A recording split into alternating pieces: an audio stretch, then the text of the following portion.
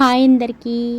పల్లీలకి పేదవారి జీడిపప్పు అనే నానుడు ఉంది. అంటే జీడిపప్పు ఎంత బలాన్ని శక్తిని ఇస్తుందో అంతే పల్లీలు కూడా ఇస్తవి అని అర్థం. పచ్చి పల్లీలు కనిపిస్తే వదలకుండా తెచ్చుకొని ఉడకబెట్టుకొని తినండి. ఇందులో హై ప్రోటీన్, విటమిన్లు, ఖనిజాలు పుష్కలంగా ఉంటాయి. ఆరోగ్యానికి ఎన్నో రకాలుగా మేలు చేస్తుంది. వీటిని తినడం వల్ల గుండె ఆరోగ్యం మెరుగుపడుతుంది, ఎముకలు బలంగా మారుతాయి, జ్ఞాపక శక్తి పెరుగుతుంది, శరీరానికి అవసరం ప్రోటీన్స్, ఇతర పోషకాలు అధిక మొత్తంలో ఉంటాయి.